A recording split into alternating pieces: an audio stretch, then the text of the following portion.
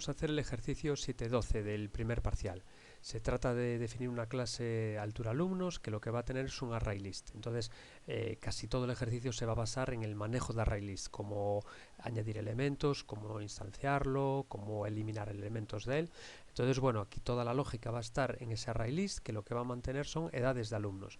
Como son edades, con un tipo doble me va a llegar, no me va a hacer falta crear una clase propia, una clase alumno o algo así. Y luego tiene una serie de requisitos que ahí podéis leer, como que los elementos estén comprendidos entre 0,50 y 2,50. Vamos a tener que poder añadir alturas, mostrar las alturas, los elementos que hay en la lista, eliminar por posición o eliminar por valor. Aquí veremos cómo el método remove de un ArrayList nos permite las dos opciones, pasarle una posición o pasarle un valor. Y luego vaciar la lista. ¿Vale? Pues esto es lo que vamos a hacer ahora. Bien, yo ya tengo creadas las dos clases, altura alumnos y luego un ejercicio. El ejercicio será un main que simplemente de lo que se va a encargar es de llamar a los distintos métodos, recoger los datos y mostrarlos por pantalla, pero toda la lógica va a estar en altura alumnos. Bueno, vamos entonces a empezar. Lo primero, ¿qué atributos tiene esta clase? Pues la clase en sí es muy sencilla. Lo único que tiene es un ArrayList para contener esas alturas. Vamos a hacerla privada porque nos lo pide así el ejercicio y le llamamos altura. Como lo que tiene que contener son números con decimales, pues podemos hacer float o doble. ¿Vale? Aquí tenemos que hacer un fixing ports para que esto no nos dé errores. Lo siguiente, siempre que hacemos una clase, es el constructor, que sabemos que se llama como la clase. En principio no necesitamos ningún parámetro y lo que vamos a hacer es inicializar o instanciar ese ArrayList. Recordad que a diferencia de los tipos primitivos, que cuando yo hacía int i ya reservaba memoria para él, con un objeto, con una clase como es ArrayList, siempre no solo nos hace falta darle un nombre, sino que encima hay que inicializarla. Y lo haríamos con algo así. Y en principio, por ahora yo creo que no nos hace falta hacer nada más en ese constructor. Bien, ahora empezaríamos ya a hacer los distintos métodos que nos han pedido. El primero es añadir altura. El método podría ser algo así: añado una altura, que la altura lo que me van a pasar será un dato de tipo doble, y vamos a hacer que siempre todos estos métodos me devuelvan un boolean diciendo si lo ha podido hacer o no lo ha podido hacer. ¿Cuáles son entonces las condiciones para meter una altura en este ArrayList? Bueno, pues las condiciones son que el valor que me pasan esté comprendido entre 0,5 y 2,5. ¿De acuerdo? Si os fijáis, veis una pequeña diferencia. Aquí está doble con D minúscula y aquí doble con D mayúscula. Este es el tipo primitivo y este es una clase que envuelve al tipo primitivo. ¿Por qué tengo que ponerlo así? Porque los ArrayList solo pueden ser de clases, no de tipos primitivos. Entonces, si yo pusiera esto así, pues me daría un error. ¿De acuerdo? Entonces, siempre, si lo que queremos es un ArrayList de tipos primitivos, buscamos la clase que lo envuelve. Para doble sería doble con D mayúscula, para float sería float con F mayúscula y para int sería integer. Y luego string ya no es un tipo primitivo, ahí ya no tendríamos problemas. Y con clases que definamos nosotros, pues tampoco. Una vez que verificamos que la altura es correcta, pues simplemente sería algo como altura add. Hacemos un añadir al final de ese elemento. Y para tenerlo ordenado tenemos un método estático de la clase collections que es sort, ¿de acuerdo? Y en este caso de que lo ha añadido y lo ha ordenado, pues ya puedo decirle que devuelva true. Y en caso contrario, que devuelva false. Y este primer método ya nos quedaría listo. Siguiente método que me pide, mostrar la lista. Entonces, esto realmente es lo que solemos llamar un getter. No vamos a mostrarla por pantalla, de eso se encargará el main. Simplemente lo que vamos a hacer es que devolver un ArrayList, que realmente lo único que hace es devolver el propio array que se llama altura. No haríamos nada más, ¿de acuerdo? Esto es privado, nadie tiene acceso a él fuera de la clase, y este pues lo que va a hacer es devolverla para que el main probablemente pues lo pinte, lo recorra y de alguna forma pues lo pinte. Ahora vamos a los dos métodos así más interesantes: eliminar por posición y eliminar por valor. ¿Cómo se elimina por posición? Bueno, pues será un método que se llamará eliminar posición y me pasarán una determinada posición. Para eliminar, lo primero que tengo que hacer es verificar que la posición es correcta, esto es, que es mayor que 0 y menor que el tamaño del array, para que no se me desborde. Y en caso afirmativo, pues hago un remove de esa determinada posición. Cuando borro por posición, este método está definido para que me devuelva un objeto, precisamente el objeto que acabo de borrar. Entonces la mejor forma de llamarlo sería aquí definir un objeto, nada más resultado, un objeto resultado de tipo doble y decir que este devuelve ese objeto. ¿De acuerdo? Ahora, para saber si ha borrado alguno o no, porque yo siempre digo que quiero devolver un boolean, pues simplemente haría si ese resultado es distinto de null, eso es que me ha devuelto algo, que ha borrado algo. Entonces, por lo tanto, podría hacer un return true. En caso contrario, tanto si no ha borrado nada como si las posiciones no eran correctas, pues sí que haríamos un return false. ¿Vale? Y con esto ya nos quedaría listo. Y ahora nos queda la otra opción, eliminar por valor. En este caso lo que me va a pasar ya no es una posición, es un valor. Y la forma de trabajar sería similar, haría algo como altura, remove y esa posición que me han pasado. ¿Vale?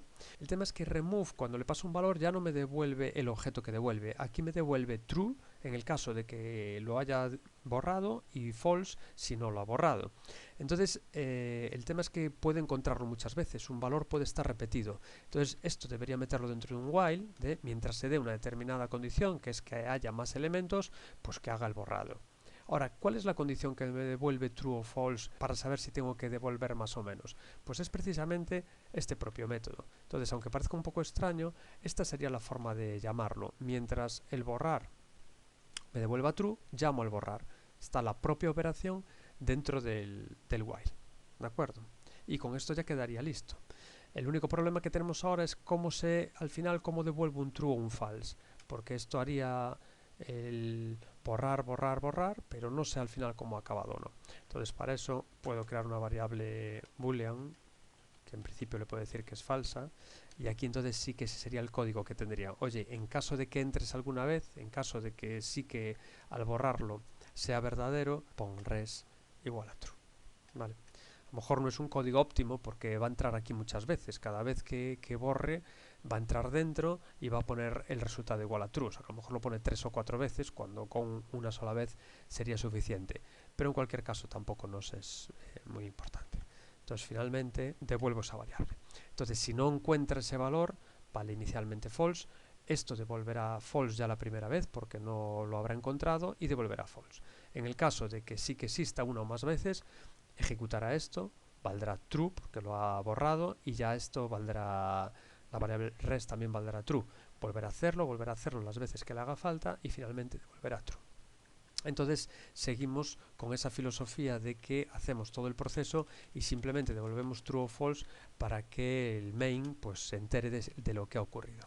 Y por último nos quedaría vaciar lista, que simplemente lo que va a hacer es un clear de la array list.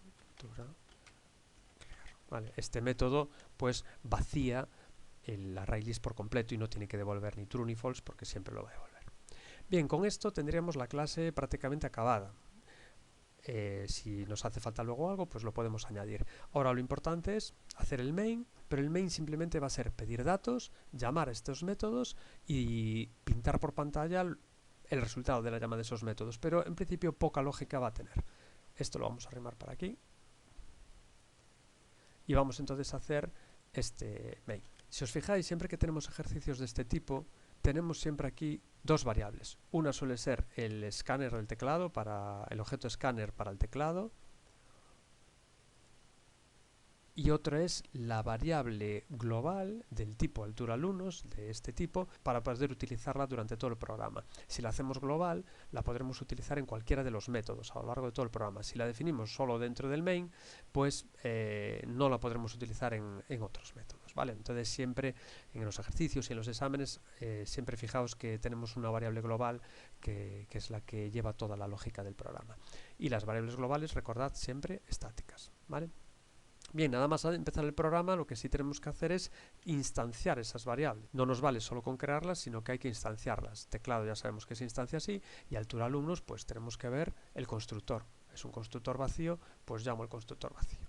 Bien, la siguiente parte del main va a ser hacer un menú. Como esta parte ya la dominamos, no vamos a perder tiempo en ella, yo ya os la pongo aquí hecha y es simplemente un menú con una variable de tipo char en la que vamos a pintar el menú, que ahora lo vamos a hacer aquí abajo, y en función de lo que nos devuelva, pues añadiremos altura, mostraremos el array list, eliminaremos por posición. Bueno, si os fijáis es llamar a los distintos métodos que hemos construido.